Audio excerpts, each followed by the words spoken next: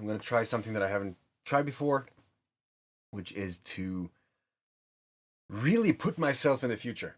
All right, I'm gonna really. This is something that I do all the time, and normally I don't record this because I just do it, and then into it I figured, oh damn, I should have recorded that. So what I'm gonna do is I'm actually gonna minimize this window so I don't see myself, and then I'm just gonna go into where I was. I was actually on the TED stage, so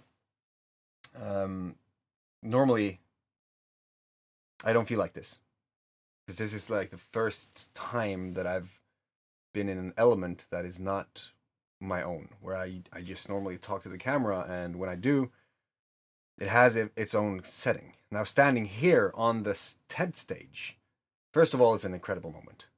It's incredible to feel being here, because I always had this separation between me, the viewer, and the presenter that I was watching on TED.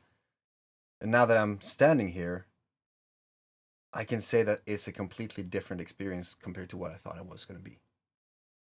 I feel completely different. And that's actually what I'm going to talk about. Today I'm going to talk about feelings. And that is probably something that many men is not known to say. I'm going to talk about feelings. And the reason being is that I changed everything in my life due to feelings. Due to seeing feelings differently. Due to seeing them as, instead of this emotional state that you get into being that good or bad, seeing it as a frequency that I can control. And frequencies, it's you are very, very active. Frequencies changed how I see everything. And I think Nikola Tesla said the same thing. Once he saw the world through frequencies, everything changed. And I'm not sure if this is the right path or the correct or the same one. I just know that once this hit, my life changed fundamentally. And it developed into different things like 𝐓𝐴, which you're going to hear all about, and several other things that really put my old life into contrast, because now it was completely different. It was not the same in the least. So I'm going to take you through a little journey, and that journey has a lot of milestones, a lot of crossroads, and different paths that could lead out from each and every milestone, which is why it's so hard to present this in the same way. And I guess that's also the point. You're not supposed to present the whole story in the same way all the time, because then it gets scripted, right? And I've tried to do my best to be able to talk about this in a way that a 5-year-old will understand. But of course, this time I'm going to try to just say it as it is, and then see if I can add some more sensible labels to the things that might seem a little bit foreign, right? Because as I've been talking about this, if I mention quantum physics, many people will just stop listening. They will just glaze over because they think that it is hard. And maybe they haven't heard the word, and so they just assume that they won't understand anything. But the point is that these specific labels have those labels because there are no other alternatives to use to make sense of it. It is it's an origin all on its own. It's just like 𝐓𝐴. If you Google that now, I don't think you're going to find a single result.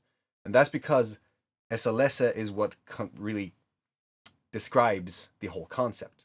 So when we talk about quantum physics, don't worry, I'm going to try to add some stuff to it so that you understand the meaning behind it, or at least have some understanding on how to see it. So, once upon a time, there was a fish, actually 2 fish, that just swam along the ocean floor. They happened upon an older fish, who looked at them and just asked, "How's the water?" To which they replied, "It's awesome, thank you," and they just continued to swim on. After a little while, they turn to each other and they say, "What the fuck is water?" That's kind of the foundation of all that I'm going to talk about, because those fish are in an element where they don't know that everything is in this container, that whatever else they live in through the universe and the reality they see, that everything is actually in this substance that we see as water, and we see more than they see, right? For them, it's just like this, it's air. And when we go around, because I want you to really think about us as the fish. We're in this world and we see what we see, we experience what we experience. But when you do this, do you grab nothing but air? Do you grab nothing but empty space? Because air in itself is something, right? It's oxygen. So oxygen has something different or something smaller than oxygen. The element of oxygen is comprised by different atoms and all that stuff. So the more we go into it, and this is where it gets interesting, if you see the universe not as empty but as full, we change the entire game. But in order for you to understand what I mean by seeing it as full instead of empty, you need some context. So within an atom, there are particles, subatomic particles, and just as you drill down on it, you're going to see more and more elements that is smaller than the atom. And they used to say that an atom is 99.99999999999% empty space. But nature does not waste. Nature does not throw away anything. It's efficient. Everything has a purpose. Everything is working together to create everything that we know. Just the oxygen alone has its own journey from Chad, a little spot of desert in the middle of the desert. And then that is blown over the Atlantic, and the Atlantic is creating oxygen by feeding the plankton, and then the debris is falling down in the Amazon, making it grow, making it excrete more oxygen, and then that travels over mountaintops and all that stuff, and that's what we see today. You know, it's all connected. And this goes for everything, right? So nature does not waste. Instead of seeing that empty space in the atom as empty, see it as something of a different context. Because if you go into those emptinesses of the atom, you'll see particles like subatomic particles. Inside of a subatomic particle, there is fluctuation. There is vibration. There is energy being produced. And that's what basically shattered my brain the first time. The first time I understood the fact that I'm nothing but a subatomic quantum fluctuation in a vacuum on a Planck scale. Actually, I'm nothing but a composition of subatomic quantum fluctuations vibrating in a vacuum on a Planck scale. As is you, as is everything, everywhere in the universe. Because if you zoom into yourself long enough, you're going to look into your atoms. You're going to go so far into you that you are nothing but vibration. And that vibration is the subatomic quantum fluctuations, right? So far, I don't think that we have gone any further than that. But if you want to learn more about it, you should check out Nassim Haramein, a quantum physicist who has done some amazing things with this new knowledge. But, so, vibration, information, all the way down on the smallest scale. Now, just to give you a little idea of how small of a scale we speak about, the Planck scale, it's the equivalent of if an atom is the entire known universe, a Planck scale is a tree in the universe. That's small. That's tiny. That's very, very little. But when we're talking about these things get unfathomably little. And all these things about what is infinity and the things that it really makes up our universe, it's unfathomable. If you don't think about it before you see the night sky or you see the moon or you see the stars, if you don't think about more than the fact that they're there, I guess I'm almost envious, because then there's so much more to learn about it. Because on each milestone, as you see that the universe is so huge and so integral into you, on each of those milestones, you get a paradigm shift. And you start to see the world differently. And every single time that happens, you're growing in frequency. You're vibrating higher. Because you don't really care about the smallest of problems if you understand the vastness of the universe. So that's one thing. At least that's what happened for me. Because if I know that inside of me I have all of these different systems that creates these different things that is making me me, and the more I know about that, the more fascinated I get. You know, all those things, those evolutions are amazing to behold. And that's why I'm envious. So now we know, inside of this subatomic particle, there is vibration. Vibration is also sometimes referred to as information. Frequencies and stuff. Just think about a radio channel, right? That is the best thing to do right now if you're going to put this into a context that makes sense as to where we're going in this presentation. We are able to create signals, wireless signals that comes from outer space. They travel on radio waves and they hit our radios and TVs and all that stuff and creates images and videos and sound. So it's a pretty interesting technology. If you just think about the fact that when you hit your radio on a specific frequency, you're picking up a vibration of a radio channel that is vibrating on that same frequency, sending you whatever they are saying a world away. They could be anywhere. That's pretty interesting. So when I was thinking about that, I found it pretty arrogant to think that we have the mind that are capable of creating these things, this technology, but we think that we're not able to do something similar ourselves. That's weird. So I start to see my brain as a radio, as the radio antenna, the thing that is transmuting whatever energy is out there, right? So when I'm leading into this, normally I ask people, where are your thoughts when you are not thinking of them? Right? People start to go like, what? Guess they're just waiting, or they're in there somewhere, or I don't know, maybe just evaporated, whatever. I've heard a lot of different versions of this, and that's why that question is so fascinating. Where are your thoughts when you are not thinking of them? So, that's what you just heard about. The whole vibration in the universe. Let's say that your thoughts are there. Your thoughts are in the information within the vibrations that is all over the place. All over. In the Schumann resonance, there are several Schumann resonances. But I have no idea how to... I haven't gone into that yet, which I'm excited about, because that is going to give me even more understanding of what I'm trying to create, or trying to explain. So let's say that around us, all the time, there are magnetic frequencies.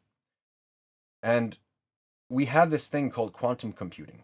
Quantum computing is literally, instead of you storing data onto the hard drive itself, you're storing it in the atoms around the device. So we're already storing things in the atom, in the field, around. Now let's say that we have the same thing. So we are pulling a thought from the universe, from wherever it is, from the field, from the collective intelligence that is all around us. Some people actually call this God, right? This omniscient thing that is just always there. So as we think about something, we are pulling that image, that feeling, that thought from the universe, and it goes over our brain, hits our hypothalamus, and our hypothalamus is creating something tangible from that thought. Let's say that it was a cloud before it came, and now it's a key.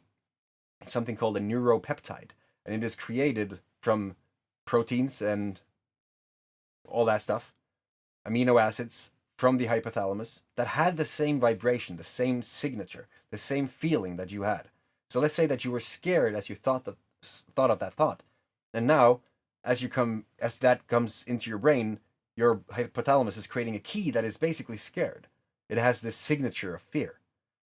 So let's say that you just saw a spider and you're arachnophobic. You're really scared of spiders. So you saw this, and now that thought has just shot into your head, and this neuropeptide is about to get launched from your hypothalamus. Inside of our bodies, we have a lot of different things that happens. We have cells. We have a lot of cells. And cells does three things. They eat, shit, and multiply. So what happens is that this cell acts as a keyhole for the key that is now shot from the hypothalamus. The key hits the cell, it turns its key around, and all of a sudden, that cell has the same signature as the neuropeptide. It's scared. It's filled with fear. And as this is happening so freaking fast, I mean, you're changing literally. Every 7 days, I think you're a completely different person compared to who you were a week ago. I mean, you're not the same person today as you were yesterday. We're always changing. So this cell multiplies, and it spreads throughout your body with like insane amounts of multiplications per second. It's insane how fast it actually happens. And think about it. If you are arachnophobic and you're watching a spider, and all of a sudden you get scared, and then that feeling just hits you, now you're cold sweating. Your entire body is in shock. You are feeling this physically all over, and you're having a bad day. So now you have had a thought, and you reacted to it physiologically. You actually start to sweat, and you felt your heart palpitate, and you felt all these things happen, and your body just made itself ready to fly off. Because this is the same reaction you would have to a saber-toothed tiger. You know, adrenaline is shot into your muscles, and your oxygen intake is being skyrocketed, and your muscles are just tense. You can just run a marathon right there and then because you want to get the fuck away from that spider or the saber-toothed tiger. Our brains have not evolved for about 100 or 200,000 years. So we're still the same as we were back then. Meaning that we are basically trying to adapt to an environment that has evolved way too fast for us to catch up. But they say that it's going to happen. So our face is going to warp and all that stuff because we're going to now be more optimized to watch an iPad. I don't know. It's going to be interesting times in the future. But so now you're feeling this all over your body. Your cells are multiplying. There are things that I want to go into about the cell, actually, before we go on, because this is kind of painting the picture of where we are as a human race and technology-wise and all that stuff. You know, Charles Darwin created the theory of evolution. He went down to Galapagos, was that the thing? He started to really go into this field, and he saw that we evolved from, you know, bacteria or something, and then just continued to go up to where we are now. He also said that if there was ever a concept of irreducible complexity to arise, that means that irreducible complexity is literally how a system can still function with the least amount of parts, more or less. So let's say that you have a mousetrap, and if you remove the spring, that mousetrap is not going to work anymore. If you remove the lever, it's not going to work anymore, right? You need these three things for that mousetrap to work. You need the spring, the lever, the switch, or yeah. So if you reduce one, the whole system is going to crash, which is based on irreducible complexity. You can't remove any more parts and have that system still work. Our cells is the same. You know, Charles Darwin said this in the 1800s when he did not have a DNA sequencer or any of the technology that we have today, which means that he wasn't able to see what we see today. He couldn't see DNA. He couldn't see chromosomes. He couldn't really go into how we can go into things today. If you were to mention a subatomic quantum fluctuation in vacuum on a Planck scale to Charles Darwin, I think the thought would interest him, but he wouldn't be able to understand it conceptually because he couldn't see it. Kind of, you know? There's also this contemporary scientist of Einstein. He was working at the same time. I think he's called Johnson something. He also said that us humans will continue to find things if we continue to look for them. That our creativity, our focused thought, is actually what creates the results we're looking for.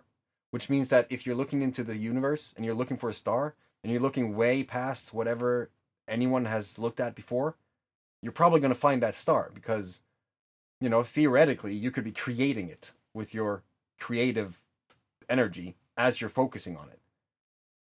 I'm going to go more into that in a bit, but that blows my mind. If you're looking into the micro, looking for something infinitely small, like the quantum fluctuation in the vacuum on a Planck scale, then you'll find it because you have an idea of what you're looking for. So you're producing energy to focus on that thing.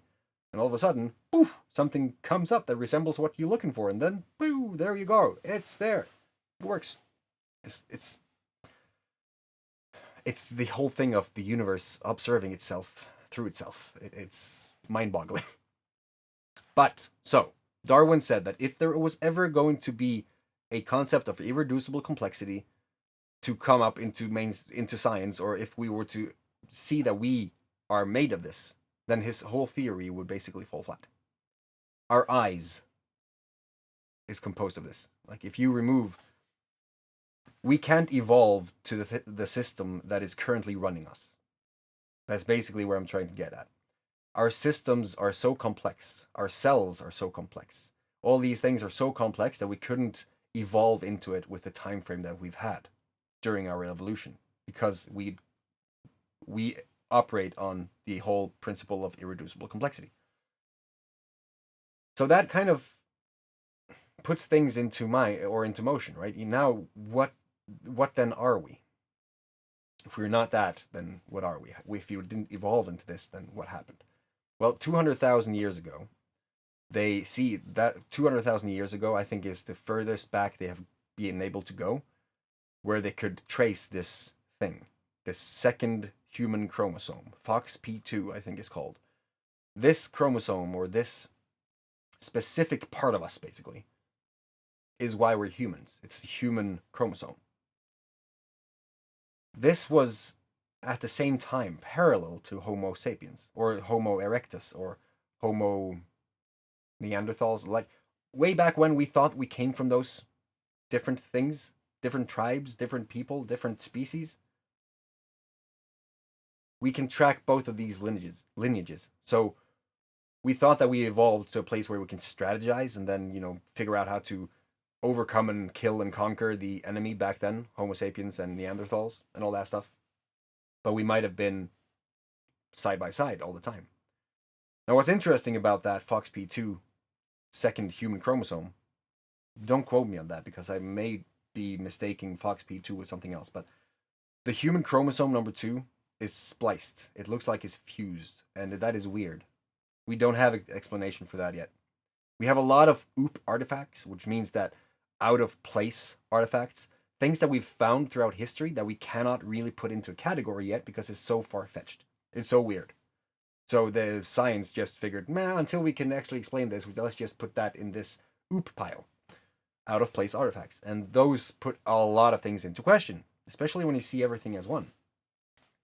But we were talking about the cells, how it's spreading through your body, how this thought of fear has just launched a physiological effect on your entire system, and that we probably can't evolve into this due to the concept of irreducible complexity, and our cells need to eat shit and multiply. So if one of these things functions when away from a cell, we don't have a good day. We basically just die. Or something. I'm not sure. Maybe we turn to goo. Something horrible is probably going to happen. But once we feel like this, then what? Because this is when things get interesting. We know that if we go into a room full of depressive people, like really doom and gloom kind of people, and you sit there, maybe you even feel it on the way in, you're going to feel pushed down to the ground. You're going to feel like your energy is just, ugh. You're going to feel bad. You're going to pick up on the energy in the room. And that probably doesn't really... I don't think it's as significant to most people as it should have been. Because that means that we're picking up other people's energy. That also means that we are actually sending out energy. And when we know what we know, or what we're going to know after this presentation, that kind of makes a lot of difference. So you go into a room of doom and gloom people. That was a rhyme. And then you feel bad. But if you go into a football stadium and one of the goals are just scored, or like one of the teams just scores a goal, you're going to feel the entire stadium blow up. The energy that comes from that chanting, that the applause, the excitement of the people as they score, is insane, and you'll feel invigorated. If you have never gone to a football stadium, and I hadn't because I'm not a football fan, but I went to a stadium and I felt this, which completely shifted how I see football stadiums. Now I see why more and more people want to go to the stadium. So you're sharing the energy. Well, our hearts are incredible beings. We have 40,000 brain cells on our hearts. And our hearts beat no matter if we want it or not. Like, you can tell your heart to stop beating, it's not going to listen to you. You can slow it down, but you can't consciously kill it. Like, make it stop. And something is driving it. There has to be some sort of power that actually makes your heart beat, right? Now, I think that comes down to the whole composition of subatomic quantum fluctuations in a vacuum of Planck scale, because you have an energy source. That vibration, that fluctuation, it's always there. And if it's all over the everything, then maybe that's what drives the heart. And of course it gets fuel and energy and nutrition and stuff from the food and the water that we consume, but it had to beat before that as well. Like we can go all the way back to the chicken or the egg kind of thing. So there has to be some sort of energy, right? In my mind. So if that is that, our most base of base fluctuation, then it's also radiating energy. We are comprised of something that they call the black body, or a black body. Black bodies are systems that can absorb all types of energy, all types of radiation, but it also creates its own radiation. So we can be hurt, and we can be accelerated, and we can be tan, and we can take in all sorts of energy or radiation, but we also make our own heat. Like you can look at yourself with a camera, like an infrared camera, and you can see that you're radiating heat, right? So that is energy. That is a difference in the frequencies on the things that you are currently creating, if we want to go that route. But we don't know how far it stretches. We don't know how long this field goes. We know that we have an aura. We can measure those with stuff like BioWell. People say that they can see the aura. We have different technology. For instance, let's take the BioWell. If you put your finger inside of a BioWell, it's basically this little apparatus that will measure your pulse and all the things and the energy, and then portray that energy on a computer screen, where you can see if your chakras are aligned. Now, that might sound woo-woo to a lot of people, but if you ever heard of Kirlian photography, you know that we can actually measure these electro or biochemical patterns. Like we can take picture of biomatter, and we can actually see the energy that it creates. Look up Kirlian photography. With this type of technology, we can also look at what we create. So you can see if your aura is spotty. Like there's a reason why these ancient Eastern techniques and all that knowledge came about way before we had this technology. It's just Western society has a very good tendency of corrupting and perversing everything. We don't really know where the whole truth of the story comes from, right? The era of information, but overwhelmed. So because of these things, we create energy. We don't know how long, but then again, we don't have to put a limit to it. Because I think that as long as we believe, we are. If we think that we can, or if we think that we can't, we're right. You know, all of these things are creative limitations, are the only limitations, as far as I can see.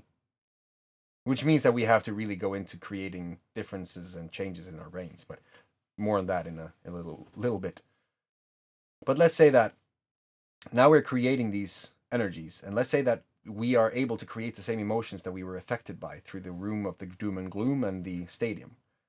So if we are always operating on a high level of frequency, what is that frequency, you know? And from what I've seen from all of my experiences and books I've read and things that I've seen and listened to and all that stuff, love, gratitude, compassion, all these good emotions are high vibrating. And high vibrating emotions might go a lot farther than a low vibrating one, because I'm just picturing a water hose. If you are spraying that water, then if there is a high pressure, high frequency, then that water is going to go further. If you have a low pressure, low frequency, that water is just going to spit out like I'm not going to go into any of the things that I was about to say. You know what a faulty water hose looks like. And that makes it interesting, because then you are kind of able to do stuff with it, if that makes sense. They tried a lot of things to see if we are able to interact with the universe around us. And there's two special things that I want to bring up. One of them is Masaru Emoto, which is a Japanese, I believe, scientist who figured out that water was affected by how we feel and the music we play and the energy that we send to it. So when water received love and appreciation and gratitude and all that stuff, it looked like a beautiful snowflake on a microscopic level. But if you were sending it hate and negativity and death metal and all that stuff, you saw it as a sickening blob. And that is interesting. You know, that tells you that just that alone, if you're open-minded enough to think and just humor the thought, if you start to really be grateful for the water that you consume, and I don't care if this is going to be like, no, I don't believe it. You know, if you don't believe it, great. But just humor me, hear me out. If you go into your everyday with gratitude and you start to, thank your water, thank you for the benefits that you're going to give me, thank you for being so sweet and refreshing, and the energy that you're going to just boost my body with. I love you. Thank you so much. Oh, that's good water. This is actually coffee, but you know my point. If you go into that every day with that kind of energy, just gratitude, after a while, you're going to be habitually inclined to just be like that. Like, you're going to feel like, oh, I'm not actually grateful right now. I feel bad. I want something to be grateful for. And just by that alone, habitual, just doing things out of routine, and if it's that kind of things, it's going to provide a whole bunch of change. So we're going to talk about that in a little bit. So very interesting that Masaru Emoto found the whole water thing. How it affects us. Because that means that we are sending something to the water. The water is picking up something that we are sending. Because it also works through thought. That is very interesting. And the other thing is, there's a guy called Cleve Baxter. He was a CIA lie detector expert. Or he was a lie detector expert who worked for the CIA. Worked as like a consultant, whatever. He was really good with lie detection. So one day, out of nowhere, old Cleve was sitting in his office thinking, how long would it take for this plant to suck up water if I'm watering it? He put on the probe and he watered the plant, but nothing happened. Then he was like, huh, interesting. He tried a different place, tried to wrap the leaf into one of these probes, and he tried again. Nothing happened. Then he was like, no, well, now I just want to see if I can get a response at all from this plant. So he thought about going into his assistant's drawer and then getting the matches, and just burn the plant. Maybe if he was to burn one leaf, then the plant would react. The plant did react, but not to the burning of the leaves. It reacted to the thought that Cleve had that he wanted to burn it. The mere thought alone made the plant react.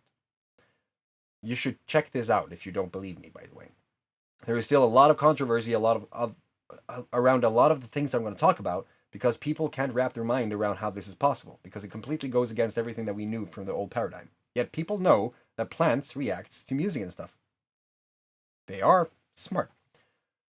But of course, this made Cleve very, very interested. Curious, why? Why did that happen? So he continued. And after a while, the plant actually started to call his bluff. It was like, no, you've been thinking this so many times. I know you're bluffing, kid. I'm not going to be scared of you anymore. That's interesting. And then all of a sudden, Cleve gets in his assistant, and he's trying to make her do the same thing. And all of a sudden, the plant reacts again. So they figured, this is interesting. One of these days, or one of the days following, Cleve was cleaning out the water, the coffee machine, and he had boiling water in the kettle. He was about to pour that into the sink, and all of a sudden the plant reacted before he actually poured the water. So he took a swab, he tested the water or the sink, and he found live bacteria. I was like, okay, what the heck? Did the bacteria just say, help? Or feel something? Or just react to the thing that I was currently doing and then, started to scream? And then that energy impacted the plant, and all of a sudden the plant reacts like this? What happened? A lot of questions just came into Cleve's head, right? Of course. So he started to test it with other things. Yogurt, blood, semen, all these different things that had live matter inside of them. And it seemed like the results were consistent. This happened way more often than it should be. So he put two people in different rooms. One of them was just looking at a screen that was having these horrible visual images that was made to make a physiological effect, like he was going to react to this physiologically when he saw these disturbing images. The other person was just sitting in a room, and his only job was to think about the first person. And what do you know? The tests started to hit on the fact that the other person watched something on the screen, and the person with no screen reacted real time with the first person. So that goes to show that we are connected. We just don't know how far we're connected. And this brought me to think about what can you do if this is actually true? And I go all the way, and every time I think through a lens of what if? What if this is true? Instead of going into it with a closed mind and a lot of prejudice and just no, this is not going to work because this thing says this. I'm not going to do this. You know? I feel like there's a lot of things that just limits you in general if you go into life like that. So trying new things, going into them without fear, and being curious for the unknown, it's insane. And just being open-minded to all types of information. And then as you've heard the information, then, only then, can you see, maybe I can use some of this as bricks for my own foundation. See if I can make more sense of it. Because this goes into a concept that I learned a few years ago. Fast. First of all, if you're going to go into anything, forget that you actually know anything about it at all. And then, be in a state, active. I just jumped straight over. Forget, be active, take notes, be generally asking questions and trying to figure out more about what you're doing. And then S for state, being a, environment that is actually going to promote you learning new things. And then T for teach. Teach it and you learn it twice. And then for every time you're teaching it, you're going to learn more about the things that you know that you have to increase your understanding of. It's pretty insane. Watch my videos just 4 years ago, and you're going to see that this is completely different compared to what it was before. Actually, no. That's not what we're doing. I'm standing on a TED stage. How long do I have left? Damn, that's something that I have to think about for the next time. So, 𝐒𝐴𝐵 figured that there is something connecting us. And throughout time, there's always been this thing. It could be chi, ka, the field, the ether. We have the God. All these things that is like omnipresent, omniscient, and just all over. All powerful, all knowing, all that stuff. So, if we are traveling on this field or these vibrations, how are we doing that? How are we actually communicating to this? If all of this is real, how does it work? I could also go into the fact that the heart, before we move away from the body and the whole connection and all that stuff, the heart, not only does it have 40,000 brain cells, but it also has its own memories and thoughts and feelings. Like, it works in unison with the brain, but it's also its own almost sentient being, if you will. If people get a organ transplant, let's say that, and I'm going to use a specific story for this. A 8-year-old girl died, and her heart was transplanted to a 10-year-old girl. All of a sudden, the 10-year-old started to have horrific nightmares. Horrific and detailed nightmares. So the parents were, worried. They took her to a doctor who sent them to a psychologist, and the psychologist was like, "Ooh, this is new." Sent them to a police drawer, like those phantom sketch artists. And the girl had so much detail about the dream and how the person in the dream looked, that the police was able to not only issue an APB and get this person in question into questioning, he also was served with what the girl had told him or told the police from the dream, which was so scary accurate that the guy actually admitted to killing the 8-year-old girl. Just gonna let that sink in. I know, right? And this is just one of the things. That's just one of the stories. Other people have maybe never fancied a Snickers and chicken at the same time, and all of a sudden that's their favorite meal. Maybe they start walking differently. Something, blah, blah, blah.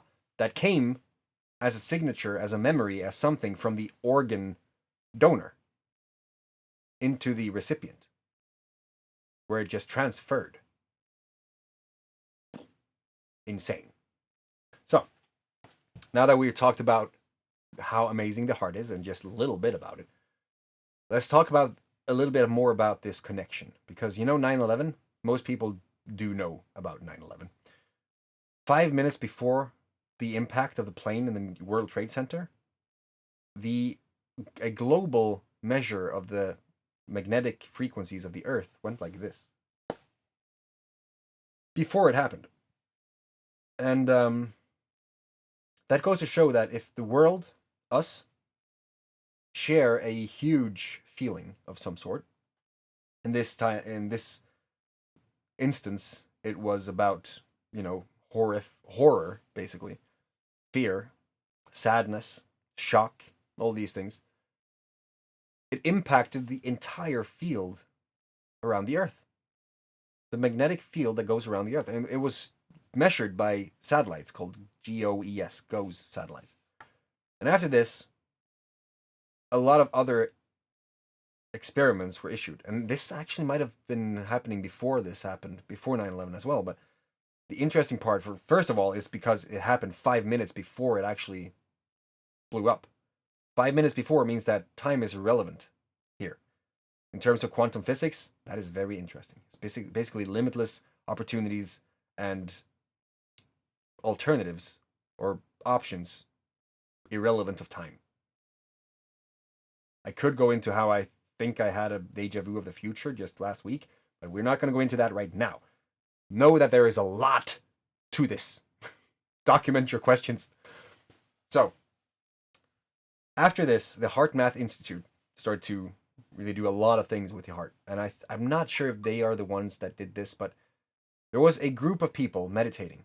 A lot of people, like I think 1 million people. And that also changed how the electromagnetic field around the area where they were meditating behaved. Which means that crimes went down. Accidents went down. All these things of negative energy, if you want to see it as that, went down in the period where they are actually meditating for a better outcome. Meditating for peace or love or gratitude and all that stuff. Just basically in different mind state. That just blows my mind. I mean, how couldn't it? If you're sitting there knowing that everything is connected on a subatomic quantum level, you're seeing that as a direct action that provides a direct result directly from the universe, if you want to see everything as the universe. Blows my mind. It's almost like the whole be the change you want to see in the world, right? That everything comes from you. And I think that this is very much like that. This is going to see, or allow you to see, that you're able to think and vibrate on a high level, and then the happiness that you need in your life is going to come from yourself. You don't need external validation. You don't, well, actually, yes. I think that everyone needs to be validated, but you don't operate and need it to be happy. If that makes sense. Because you're literally tapping into this field and raising your energy. And we were talking about how to do that. What is the actual method of communicating to the universe? We could talk about religion. That one of the clues is actually there. Because 400 years after, or 400 AD, I think, Emperor Constantine ripped a chapter out of the Bible. And that chapter was called St. Thomas, the Gospel of St. Thomas. Now, it was lost all up until 1947, when a group of kids or people found these pages in a cave and they needed to get warm, so they started to burn them. Some of them stopped them, or some of them saw what this was, and they was like, "Oh, no, wait! How many are we missing?" That kind of panic. They figure out that this was kind of important papers, so they got him translated. This is now referred to as the Nag Hammadi Library, because it was found in Nag Hammadi, and is now portrayed in the Museum of Cairo, I believe. I want to see that. So the Gospel of St. Thomas covers a very specific thing. Very interesting, huge thing that was very conveniently left out of the Bible as we see it today. It explained how to get your prayers answered. Now think about that. You know how they are going to get answered, then you don't really need to follow the book as much as you would today, because the power is now in you. It's not in the book. It's like you became God, not the thing that is presented in the book. So it said, in order to get your prayers answered, you have to see the prayers as already being answered. Living already in whatever you want, and being grateful for having it already. Keyword being already. It has already happened. So then you might be like, okay, that's not going to work. How is that possible? You know. But let's talk about meditation. Let's talk about the fact that we're arrogant to think that we can create the technology that can transmute radio signals into video and audio, but we can't do stuff with our own brains. There is something called the alpha technique, or alpha mind state, alpha brain state. It's literally the frequency that your brain is operating on, and you're in alpha when you're sleeping, when you're dreaming. It's the most creative frame of mind, I think. You have gamma and all that stuff too, but I think alpha is the winner. So when we grow up, we have no limitations. Kids don't really see anything of a filter, and they're always operating on that most creative state of mind, being alpha. They just don't know how to use that to create anything that they want in life, because there's a lot of things that has to go into understanding for them to really see that. Although I have seen it being working to a degree for my daughter of 5 years old, and she did this when she was 4. But let's say in meditation, you're communicating with something. In meditation, you can astral project. Your mind can pop out of your brain, basically. Because I see those things as two different things. Your mind is, let's say, the energy, the essence, the soul, if you will. And it's stored everywhere. Energy cannot be destroyed, it can only transmute. So if you're in meditation and you pop out, where does your mind go? Because I've seen some stuff in my meditational travels, which made me believe that, or see, or understand that there is more to this thing than I usually thought about. Because I thought it's just about us sitting here and watching my thoughts. Well, that was before I had the journey. Because when you travel, and you see things that you didn't really previously know about, makes you think a lot afterwards. But how is this going to be able to communicate? We do know how to creatively visualize. We're the only species that can actually go through our deaths. Imagine our deaths. That we know about. We're the only species that we know about that can do that. Which means that we operate beyond our bodies. And when we creatively visualize, we have a very specific picture in our minds. If we really go into creating the best type of visual representation of whatever we want, we can also feel grateful for that already happening, because we can literally go around and living in that right now and feel that on our bodies. And if you're not able to do that just purely in meditation, I found plant medicine to go a long way when it comes to really seeing that and feeling that image. What happens then is energy attracts more of the same. So let's say that you're now in this water that we talked about in the beginning, this field, this information, frequencies, all that stuff. You're communicating something through an emotion with an image. An emotion being a vibration, a frequency. So you're literally talking to the universe through that frequency with that image, feeling like you already had it. And then all of a sudden, all of these things start to happen in the universe, and it starts to create that for you through whatever means. I mean, I have done some weird stuff, and weird things have happened completely surprising to me. I never saw it coming. It was so unfamiliar, so uncommon, so out of this world, not what you expected, that it was impossible to expect it at all, right? But, if you're sitting there and you're creating something and it's going to come to you, how you deal with things, how you perceive problems, the perspective that you have about the things that's happening in your life has a lot of things to offer to, in order to create the visual image that you're seeing, the future that you're designing. Because if you want a new job, but you're afraid of quitting your old one, how is that going to work? But if you feel bad about being in the old one, and you feel some sort of an excitement to quit and go towards your want or your desired job, then it's up to you. You decide. Which one are you going to take? Because every single moment of every single day, you have the power to speak words. You have the power to make actions.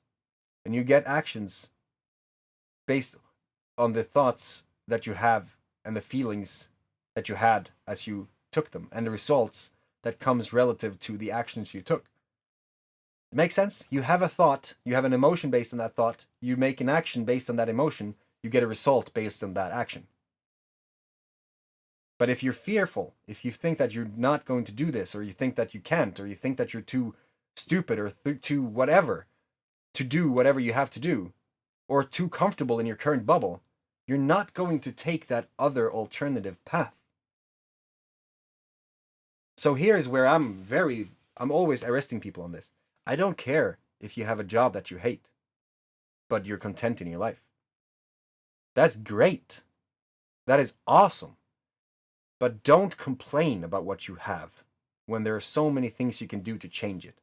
All you have to do is go through that uncomfortable stage of actually doing it, and then figuring it out as you go, learning the things that you need in order to get your goal. Right? But you have to resonate with that. You have to do it because you feel like wanting to do it, not because you think that you should. There's a difference, feeling over thinking. And this is all the SLS. But before we go into that, picture this. There's an experiment called the Copenhagen double slit experiment. This experiment is going to, give you something to think about regarding the meditation, how that can actually work. Hold on. Thank you. So, the double slit experiment is basically the measurement of protons or particles, right? So they had one slit in the wall, and they shot particles at that slit, and on the other side, just picture that the slit was recreated on the measurement wall, with the particles just formed that slit, because it hit all the wall around it, then went through the slit, and then just created a pattern of the slit on the back wall. It's almost like throwing snow on something, and you're just going to see snow where it's an opening, right? And then they introduced a second slit in the middle wall, and all of a sudden, things happened. Now, the pattern became a wave pattern. So, it wasn't a particle anymore, it was a wave. But why? Why did that happen? Very interesting. The particle had just become a particle, or been a particle, and then all of a sudden, it acted as a wave. Makes no sense. But from this, they figured that the universe is comprised by fluid dynamics. It means that all of a sudden, or at all times, these things are present. And the way I like to see it as is it's kind of a substance of its own. It's like a boat going through water, and you can see the waves, right? It's going through the water, and it's just making its way. So something is there, like the ether. They actually tried, I'm going to have to add context to the ether, within the double slit experiment. Because way back when, in the 1800s, Michelson and Morley, two scientists, tried to measure the ether, trying to figure out if there was something around this in the emptiness, if there was a energy that was all over. In the 1800s, they didn't have the capacity, so they actually just said, no, we couldn't do it, it's not possible, fuck this, forgot about it, right? They never touched it again because their arrogance kept them from doing that. And then after that, we thought that there was nothing to it, because that's how science works. If people don't do it, or test stuff, or do anything that is not in accordance to, military propaganda, or the military industrial complex, and all that stuff, which has been funding lots and lots of our current science. We couldn't figure this out. Charles Darwin wouldn't have been there if it wasn't for the fact that England wanted to conquer someplace, and then that was just along the way. Makes sense? Like, if we didn't have war and stuff, we probably wouldn't have any science. Or wanting to invest in it. But here's the thing. We didn't know because they just forgot about it. And then the Copenhagen double slit experiment proved that there was something different about this thing. There was something weird here. So they tried to measure it. They try to measure why this pattern erupted, why there was all of a sudden a wave pattern when it was supposed to be a particle. But when they did, it became a particle. When observed, the particle remained a particle, and it created the pattern a particle would create. In quantum physics, everything is a opportunity, basically. Everything is everything until you focus on it. Until you give it energy. Then it finds its final form, basically. Because of that, there's a lot of different things that goes around in my mind about infinite possibilities, infinite roads to take, infinite choices, infinite everything. Everything is infinite when you think that in quantum physics, on the basics of the basics, it's infinite until you focus on it. Which means, because this took us back into the whole visualizing and creating and the creative visualizations.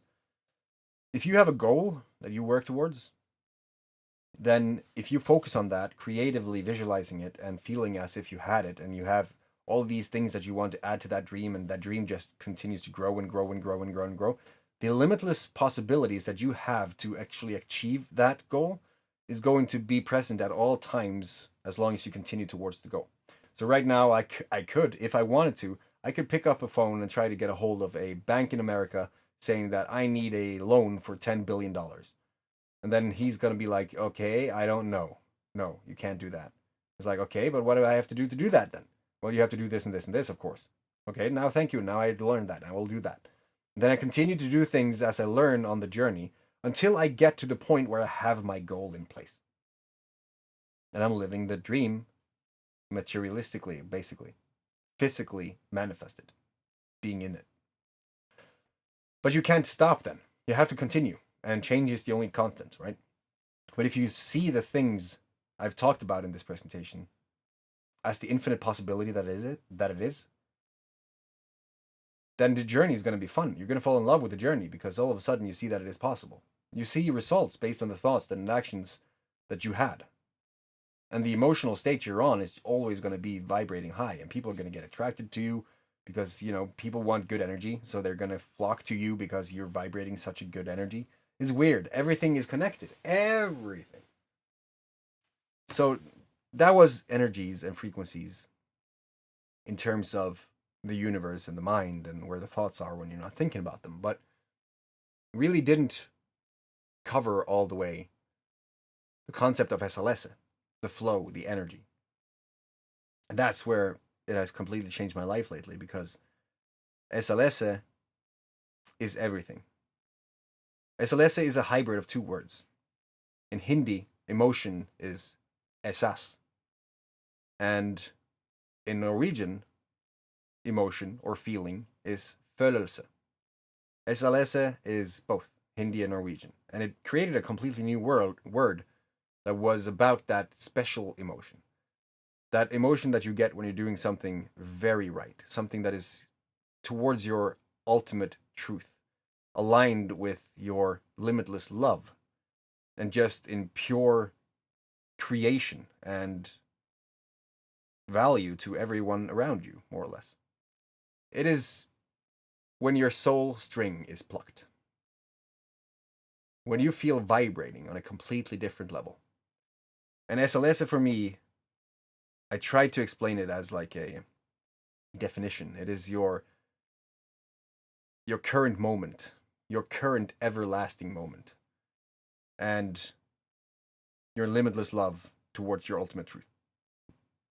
It is when you find calm and power in the stillness of a powerful stream. It is when you find confidence and trust in yourself, even though you're in a dinghy in the middle of the ocean, in a huge storm, and the boat is sinking. It's so much. It is all-encompassing, and 𝐓𝐶 is about following this truth whenever, and dealing with frictions when they arise. So, in a relationship, for instance, let's say that you have 3 pegs to stand on in a relationship: sexual, physical attraction, communication, and trust. if you only have one of those pegs connected, you're basically going to feel a friction in the two that is lacking. Or if you had only communication, but you lack the other two, one of the partners or both could find the interest to go around and sleep with other people. Have an affair, because that's where they would get that fulfillment. They will follow the energy outside of the relationship to find themselves, to feel whole, to feel like they're flowing in the right direction. I didn't have that problem. For me, sex was amazing. It was actually spiritual sex, which is something that I can't really explain. But I'm thinking about in terms of energetic transfer. You're sharing energy with another person. You can do that through sex. You can do that through communication. You can do that through video, music, food, travel experiences, all these things that is able to communicate somewhat of a feeling. Because I can consciously talk about 𝐓𝐴 and I can try to intellectually teach you, but you're not going to 100% know what it is until you've felt it. If you have felt it, you're probably sitting there nodding right now because you know what that feeling feels like. You can remember the feeling instead of intellectually making it up in your mind. There's a huge difference. So 𝐓𝐴 became my compass. It was a way for me to see, where do I feel whole? Where do I feel limited? Where do I feel like my energy is not really flowing? And how can I take actions in order to make sure that it is flowing in the right direction? And as I was doing that, as I said, habitual repeating of a pattern or of a thing will make sure that you're doing it just out of the routine. And feeling good is just that. So I started to feel good. And then whenever I felt bad, I tried to figure out what could I do to feel good again. And I went through a lot of things, like just documenting like this, or writing down things, or learning things, or focusing on something that took my mind off but overshadowed it with love. It's like if you have hate, you can't think, I'm going to just stop hating now. You have to experience more love that will overshadow the hate. So it's a reframe. It's basically just shifting your entire perspective to see the positive of a good or of a bad situation, or a neutral or a horrible, whatever. Focusing on the better part of it, the higher vibration, which is pretty easy to spot, and then making sure that you do that consciously. And as you continue to do it, as the book behind me states, if you do something repeatedly and habitually, your body is going to just remember to be there, because that's your new status quo. So after a while, I found myself vibrating on a very high level, always positive, always good, but always able to deal with the consequences when and if they should arise. So if a negative situation happened, maybe a traumatic event or whatever happens, I have my tools to deal with it in the moment. There are procedures, basically. When this happens, then do this. And it goes fast. It's transmuting way faster than I could possibly imagine. But that's the thing. When you start to see these things and have this conscious knowing of 𝐓𝐴, you're more able to see where you're supposed to go and what actions you're supposed to take. Like if you're not feeling happy in your job and you want a new job and you hate your job, then you have to make up the tough decision to actually make the call and quit that job and find another route that feels better to you. And this is where it really goes into practical things, because we need to feel more. Instead of trying to follow certain scripts and recipes and all that stuff for every situation that we're in, putting a label on this, then we need to feel what is right. Feel and be respectful towards others and loving and living through the lens of love, basically. It means that you're doing what you feel you should be doing, but you're also paying respect to the people around you so that you're not double-crossing people. It's not like you're in a relationship and all of a sudden, no, I feel like I'm going to have sex with someone right now. And you just go ahead and do that. And without having to set up the contextual thing before, setting up the scenario, basically, you're just going behind your partner's back, then fuck you. That's not how you do it. You talk to your partner. You have an open conversation about what you need and what you feel and how you can achieve that. And then you go and you make the next decision based on what results you got from there. It's a journey. It is a journey, but everyone deserves to feel happy. Everyone deserves to be loved. But love is such a perverted thing these days. We're supposed to be in a relationship, two people for the rest of our lives. Okay. Where did that come from? Because way back when, marriage was not synonymous with love. We married because we needed both families to survive in a tight culture. And it was society that decided who we were going to marry. And if we went over and we followed our emotions and we hooked up with someone who could put that in danger, then we were in danger. Mortal danger.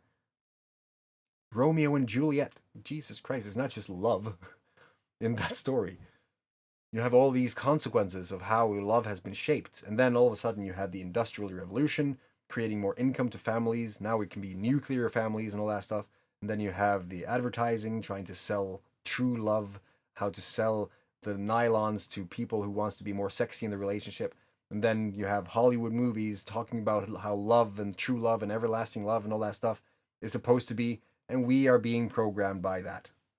I think it's arrogant. I think that people should be able to live a life where they are respectfully creating different connections with different people if need be, but connections with people in such a respectful manner that you have such a tight and loyal partnership with whomever you choose to share your soul. I mean, the more energetic connections that you have with a person, the more likely it is that you are with that person because that person makes you feel good. You don't want to go out and go and find other people because you're with this person because of the amazing life that you have with this person. If you want to be with another person. And I usually use this example because this is where people get triggered. If you see another human being that you fancy, that you want to copulate with, that you want to have sex with, that you want to explore, whatever it is, if you feel something about another person, then ideally, this would be such an event where you and your partner are so confident with each other that you're basically resonating on all levels. And you can look at that person as like, do you want to? Yes, let's do that. And you do it together. Instead of you going behind someone's back or trying to do something that is not up to the respect of the relationship. Make sense? Because in those situations, from what I have experienced, you don't want to go around and just lay down with anyone just because, which is the norm these days. Society is more like the quick fix and the one night stand and all that stuff, instead of actually working towards something way deeper. It's fascinating. But yeah, so that is SLS, living in your ultimate truth towards limitless love in the eternal now. Based on what all the things that I've said, I hope that some of this is actually making sense. And if it's not, I hope that you will make me the biggest honor or do the courtesy. I don't know how to phrase this. I would love it if you could ask the questions that you have and then just submit that to me. And then I can look at them and maybe I can just add more understanding to whatever I have gone through the last, let's see how long I've been talking for this. The last hour. You see, I've always tried to shorten this down to 25 minutes, but it's impossible. Impossible. And there's more to it, which is why I have to separate it. I have to chop it up. But I hope this was valuable to you. I hope this gave you a little insight, or at least a little curiosity, as to what's left to figure out in the world. How exploring life is an infinitely fun experience. How everything, every day is an adventure. Everything. And we haven't even talked about death. There's a lot to talk about. Well, with that, that was the journey of the thought, as I've been known to call it, I guess. And we were doing this exercise where I was actually standing on this TEDx stage. Thank you for being here. Thank you, all of those wonderful people, for making the trip today. It was interesting. It was a fun experience. Now, you have a fantastic day. And I'm sure we're going to talk more soon. Love you.